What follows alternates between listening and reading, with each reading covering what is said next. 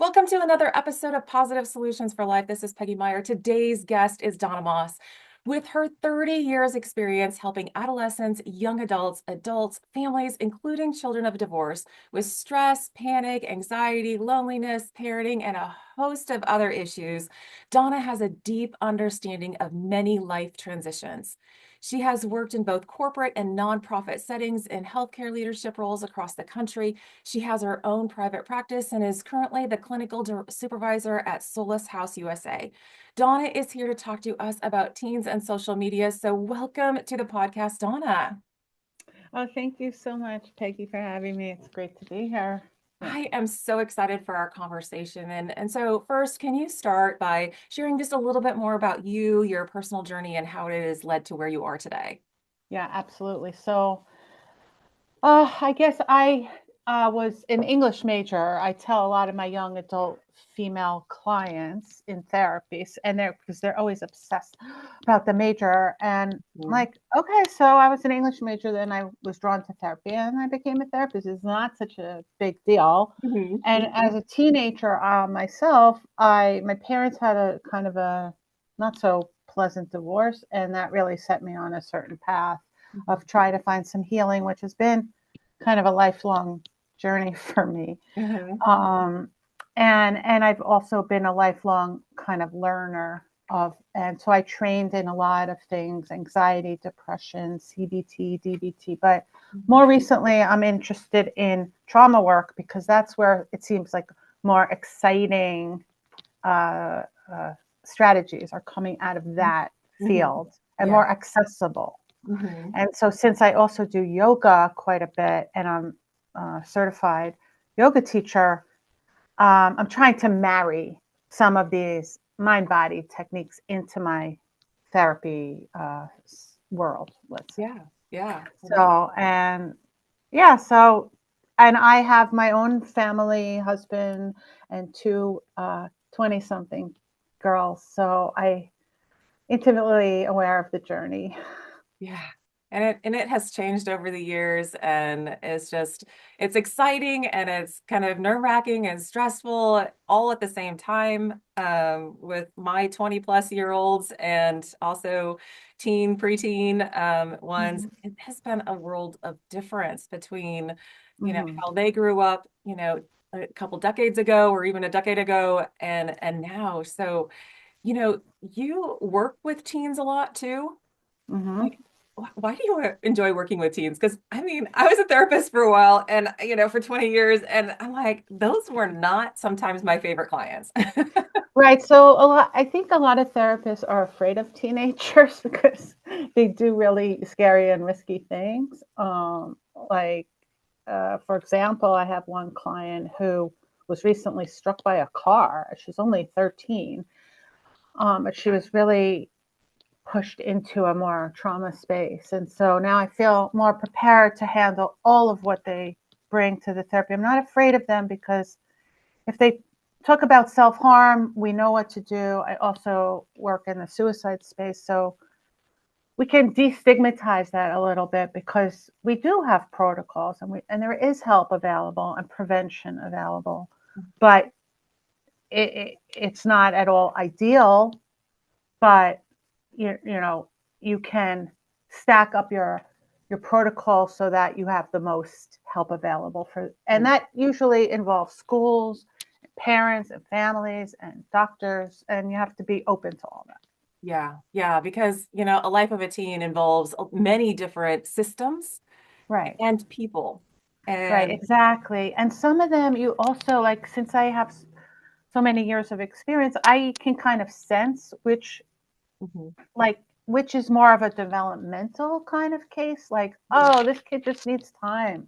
Yeah, Just yeah. needs time. They'll get over that Hmm.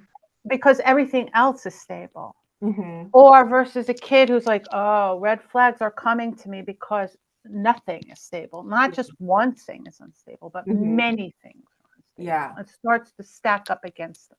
Yeah. Yeah. And sometimes the stresses are, really you have to look at the stacking effect of the Yes. various stresses because that's when really people have a hard time handling things. Right, Yeah. right, exactly. And that's how I see it, is to go with a kind of strengths based model and see what we can bolster for them to get by these very tumultuous years. Yeah. Oh. What do you see as like some of the most challenging things for teens now? Okay, so you're talking about social media now. I'm very sad because I was an early adopter myself, even though I'm a boomer, and I really was very naively optimistic. I truly thought, having worked in the healthcare space, even in the early days of the internet, Mhm. I thought it would be a way for people all around the world to join together around whatever their needs were. For example, in the health space, like. Mhm. However, it hasn't always worked. It hasn't worked towards the positive as well as I would have hoped. I mean, it's wonderful if you're isolated as a teen or a young adult for some kind of health reason, for example. Mhm. God forbid you have something as a young person who can't leave the house. What a wonderful gift. You could go on Zoom and you Mhm. can meet with your peers around whatever. Yeah. Yeah. On the other hand, we all know now that the flip side has not worked out so well. Mhm. Because and young girls just seem to be on their phones pretty much double the amount of time as young boys. Yeah. They have other problems like video games, executive function, yada yada, Yeah. It's a different kind of substance. screen that the boys Yeah, are more in tune to. exactly. So I'm not as versed in what the boys go through because they don't show up for therapy. It's that Mhm. simple. Yeah. Occasionally they do, and they surprise me. They're very sweet and they're very motivated, but it's different. Mhm. With the girls, it comes down to the pandemic and the overthinking, right? So you take a young girl, you lock them in their room for 2 years. What do you think is going to happen? Yeah. So this guy out of NYU, his name is Jonathan Haidt, Haigt, and he gets all the credit for this. He said that when the iPhone became ubiquitous in 2011, that's the cohort of kids who first got those phones in their hands at that juncture. Those kids suffered the most. So he puts together all the correlates that went with that group. So it was the end of free range parenting. It was the beginning of a fear based parenting, like stranger danger. Then everyone got a phone. Then they were locked in their rooms, a few years Mhm. later. So it became the perfect storm for the anxiety to amp up. Mhm. Yeah. And so now we understand it in that context. And he says, very simple intervention. Okay. Take the phone away during school and take the phone away at 10 p.m. Beautiful. Yeah. It works. It's so Yeah. simple. Yeah. And my biggest regret with my kids was that I didn't do that. Yeah. Mhm. What do you see the issues like what happens after 10 p.m. or what happens during the school day? I mean, I'm Mhm. I'm involved in the schools too. So in our school, actually, it's not allowed. They're supposed to Good. be turned off. And it's supposed to be, you still Uh-huh. have a small percentage that probably get away with it. But so what happens, if it's I got like two things. Yeah, two really big things with that. One is that some kids tell me that they have their phone on FaceTime with their friends all night. Like they're in a chat with 3, 4 friends, Mhm. their friend Mhm. group, Yeah. which of course we didn't have, right? Yeah. I don't know if you did. I'm like, I always say, well, who made her the leader of the friend group? Like, it's anyway. So they're literally sleeping with the phone on with their friends. Mhm. This what I mean. They might be asleep, but it's Mhm. still. So that's one thing. So the other thing I see is the following. It's so obvious. Kid goes to sleep late because they're on the phone all night. Mhm. Can't get up for school, exhausted, miss the first 3 periods of content because they can't open their eyes, haven't had breakfast. Come home, take a nap at 3 p.m. Yeah. Nap from 3 to 6, have dinner, do your homework from 7 till midnight. Can't get up for school the next day. Cycle again. Mhm. If someone would like to do a study, I'm sure they have, that will predict a mood problem. Oh, well, I lack mean, of sleep. I mean, yeah. any of those research things is like lack of sleep, especially. I mean, I don't know if you're an adult and know what you can not do very well when you don't have Mhm. sleep. Right, Now you right, have kids that are brains are developing. right. What happens? Right. They need 10 hours sleep a night. They're not getting it. They say, "Oh, I'm so anxious and depressed. I feel the walls closing in on me. I'm worried about Joey looked at me funny." Suddenly it's amplified, to use their words, Mm-hmm. and you can't get out of it because you're too tired. Yeah, yeah. So the simple strategy. Hmm. I'm all about like just concrete, practical solutions Mhm. in the beginning of Right. therapy. Yeah. Right. Yeah. What's so hard about getting teens to one, I guess two parts. One, getting teens to recognize that that is not that's detrimental to their well-being, is having the Uh-huh. phones on at night all the Uh-huh. time and not getting sleep. And then the other part is where's the parents in here? Yeah. What's Yeah. their role? Well, I've been very successful to use humor with them. Like, okay, Sarah, so you're telling me that you want to spend the whole session on whether Josie didn't like that photograph that you posted. Like, really? Like, who cares? And I try really hard to use their language. I'm a big student of language. Mhm. So I I kind of jab it back at them a little, and and so I think they're able to see like, huh, here's an adult who's not judging me and who's just saying I'm being like an idiot. Like maybe there's something to it, and then Yeah. I get them to kind of have a little bit more um, intention to lighten up. Yeah. I think really getting on their level Hmm. is kind of not like a top down. You're like on their level, like really, Right, like right. Like I purposely kind of use certain words and curse words just so that they can get the sense, oh, she's someone I can be myself with. mhm, mhm. Yeah, that's huge. I think working with teens is that Yeah, trust factor is to yeah, get them. Oh, yeah, you yeah, can break that barrier. You're a gem. yeah. And it's about that. It's not about like I thought when I allowed my hair to go gray during the pandemic that maybe it would be off-putting to them. I would look too old. Mhm. But no, it's more about your mental attitude as the therapist. They don't want the Freudian model. Right. That's long gone. Yeah. They Yeah. want a quick feedback. hmm hmm Now, working with parents with teens, how do you Hmm. how Yeah, do you so address that? I have a course that is available on my website, Donna C as in catmoss.com/course. And in the course, I talk about oh, now I forgot the question.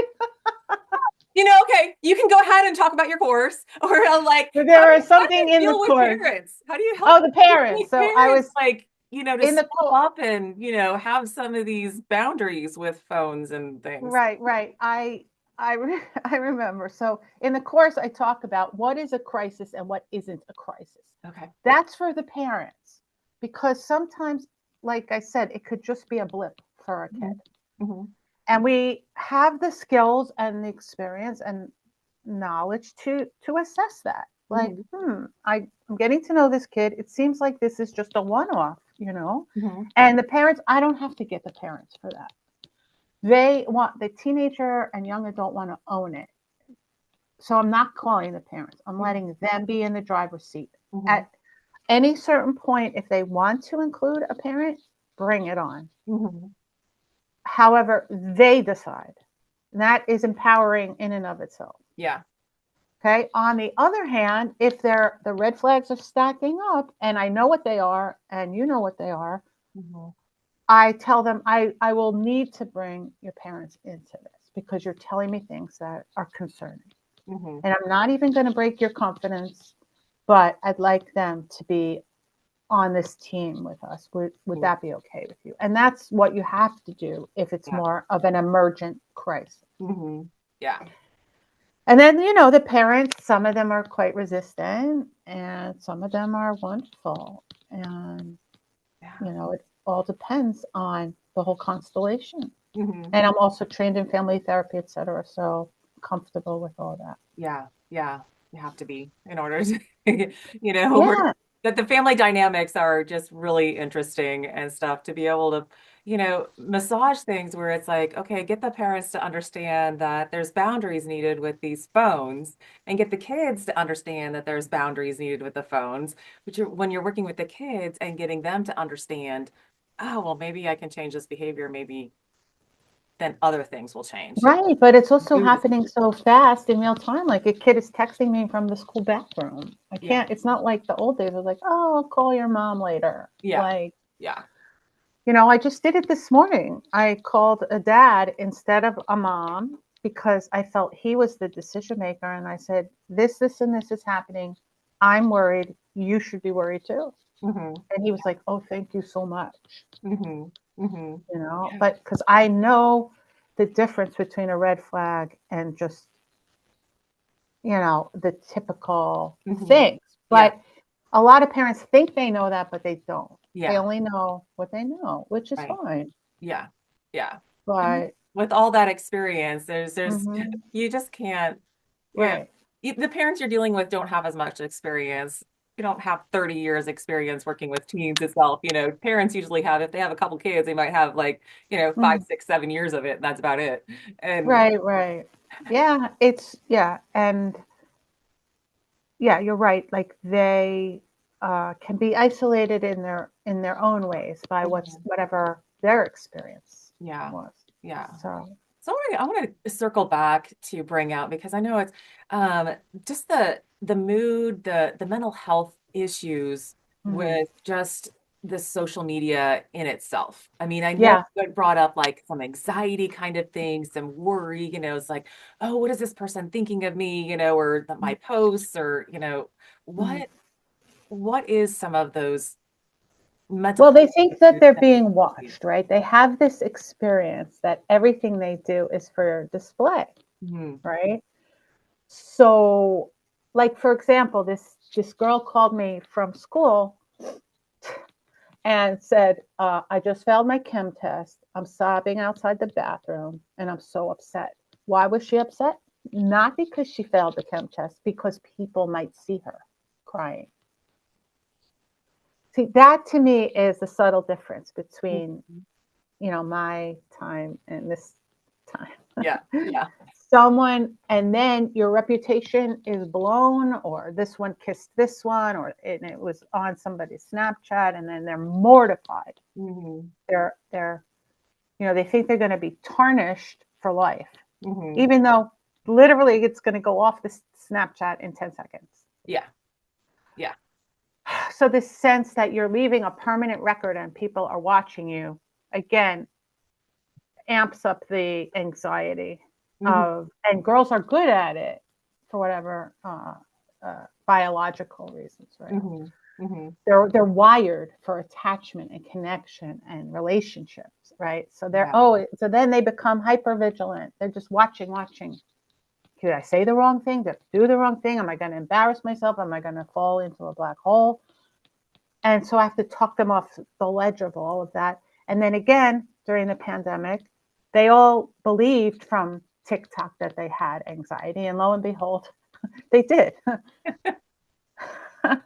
So again, it was like the perfect storm. I was the most popular lady ever in my whole life. Here I am in my 60s. I Yeah. never had a huge calling or huge success hmm until the pandemic. Yeah. Just the understanding of that and just trying to help. Like, is there a one or two things that either you can bring out to teens that, that could help them, yeah, in Mhm. this situation, or parents too, Yeah. because, the listeners are probably going to be more parents than teens, but, to Mhm. understand some of, what is a one or two things that could be really helpful? Yeah. Yeah. Okay. So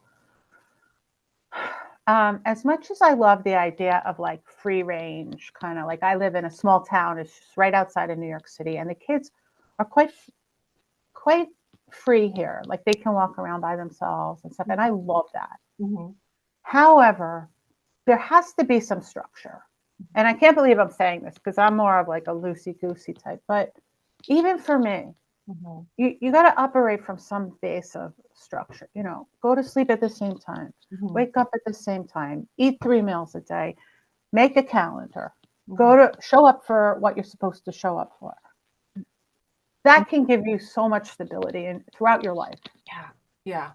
And even people who resist it, like who say like, "Oh, I'm a creative type. I can float around and Mm-hmm. whatever." Not so much, Mm-hmm. Mm-hmm. especially for kids. It's such a cliche, but it happens, I think, to be a major truth. Yeah. People need structure. Yeah. I have a couple of young clients who happen to work the night shift. Mm. What a disaster that is. Oh, yeah. Like,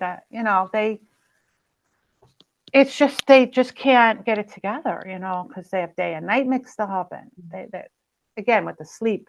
Yeah. So structure is one thing. And then, but on the other hand, also just get a hobby. I don't care what it is. I don't care if it's stargazing or collecting stuffed animals or following mountain climbers on YouTube. It doesn't even matter what it is, but just something where you can lose yourself, where you can have an activity where your brain shuts off for half a second, Mm-hmm. where your phone is down, where you're in the flow, where you're like, for me right now, it's either yoga or pickleball. Okay. Yeah. Yeah. Those are the only times that I'm divorced from my phone completely. Mm-hmm. Yeah. And You it's such that a mental relief. break. It's such a relief. Yeah. Yeah. That men- And, of course, meditation and all these other things are free mm-hmm. Yeah. and they work. Mm-hmm. So try it. Yeah. Just try it. Try some yoga. Try some breathing. Right. You could do it anywhere, anytime. Yeah. And you don't, and it's not something you have to, yeah, you don't have to pull out, like, Mm-hmm. it's Mm-hmm. breathing exercises. It's just focusing, it's paying attention, it's being Right. intentional, it's that mindfulness and Right. it just, And they're like, a lot of them are like, oh, I can't do that. I can't meditate. I need an active. But it's not what you think it is. Mhm. You just gotta quiet down for a minute. Yeah. Just a minute. Yeah. I have this one guy who just tried a meditation. He's a young teacher. He's like 35-year-old guy. He's a teacher. He's kind of quirky. He started doing this meditation. He says it's life changing. He's like, he feels so much more focused. Yeah. Yeah. It really is. It really calms your brain down. Your brain doesn't want to be going a million miles an Mm-hmm, hour in mm-hmm. 10 different directions all the time because Right. that's chaos. Right. And now all the scientific research is starting to come in, like with the polyvagal theory and the fight or flight Mhm. stuff and the um, different relaxation models. Mhm. It all works. Yeah, it does. You just have to do it. Mm-hmm.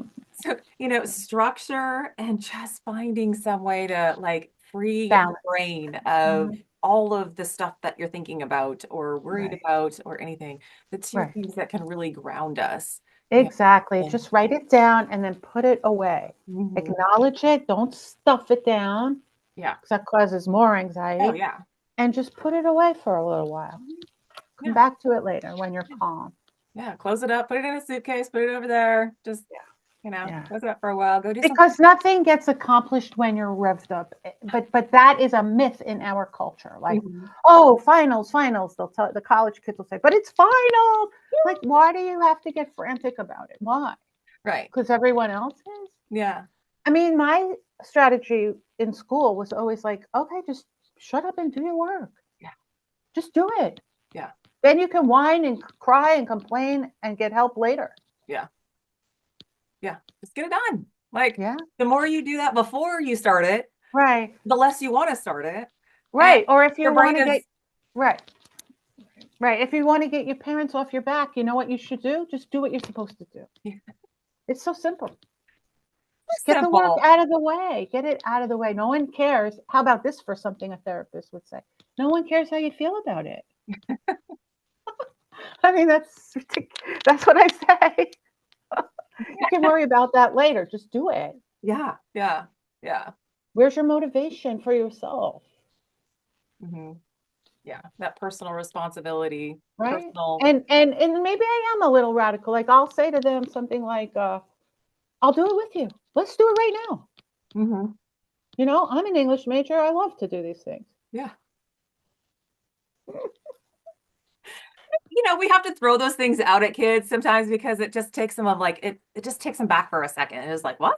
Like, Yeah, and yeah. and Be sometimes that's relatable. just, That's their yeah. favorite word, relatable. I had a young lady who she was in her 20s and she was applying to law school. Bright girl. She couldn't write an email. She was paralyzed because of perfectionism. Oh, yeah.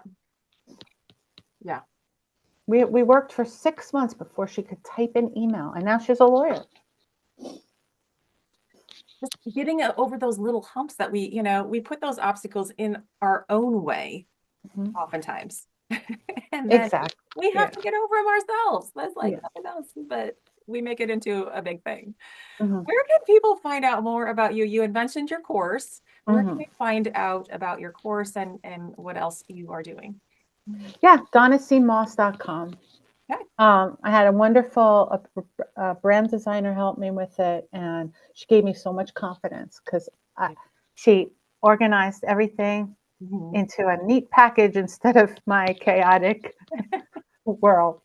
Um, and it's tremendous. That's So great. That's great. yeah. What tell us tell us a little bit more about your course. Like what is it? Like who's it for? Like what Right, right. It's for parents and professionals who want to dive deeper into the working with teen and young adult experience. So strategies for the therapists, for parents, and for young people to, you know, to show a kind of model of therapy that's working well. Yeah. Yeah. Yeah, Yeah. Because there's a lot out there, you know. yeah, yeah. But What- the time is ripe. So I figured I would just share more about my own experience so I could, help others. Yeah, yeah, help a bigger audience. That's awesome. I appreciate it. Is there anything else for like you want to leave the listeners with? Is there, thought, quote, or anything that we haven't touched on today that you would like to leave the listeners with?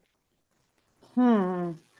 Just hang in there because it's been a rough start to the year for a lot of people. And I don't know how it's going to be, and neither do you. So Oh, just hang in there. yeah. Stay Yeah. with And be, some structure. Mhm. Get your brain going somewhere else. Relax Yeah. yourself. Yeah. Set yourself up And for success. definitely just remember the simple moments with your loved ones. Of course, that's what life is really about. It's connecting. Being able to appreciate, like, I just remember I was so worried about my kids all the time about this and that. And then one day we were driving to the mall and the American Pie song came on the radio and we all knew it, which I didn't know they knew it. And we all started screaming, bursting out, singing the whole Oh, song wow, that's awesome. together. And Mhm. I was like, so this is what they mean by just be present for me. Yeah, yeah. And if we are present, life is just a lot better. I mean, Right. we are in the moment, not in our heads in 10 different places. Hmm. That's where the memories and the moments, because I bet your kids are gonna they remember that. I mean, Yeah. it's funny how like what they remember versus what we remember. Right. And Right. they remember those little moments Right. of, you The know, novelty of it. yes, yes. Yeah. Yeah. And they tease me because I have like this endless to-do list, which is ridiculous. And Guilty as it charged. does. Oh, and it's exhausting. It really is exhausting. I mean, being a parent is all consuming. So, Yeah. and being working full time the whole time Mhm. too Yeah. is, you know, take a break. Take a break. Yeah. And those breaks don't have to be very long. We don't have to take a week-long vacation to Aruba or Hmm. somewhere. It's those Yeah, little I things just throughout took the day. myself to a yoga retreat last Nice. weekend, Nice. and I just did. You sometimes you just gotta. Yeah. You just have to take a break. Mhm. But we can take those little breaks throughout the day too. Yeah, yeah, That helps recharge us. So yeah. thank you so much for joining me today. I really appreciate it. And thanks for all the information on what you're doing for teens and for Mhm. families. Mhm. Awesome. go check out her course on donnacmoss.com and, just take a little bit more structure, take a little time for yourself.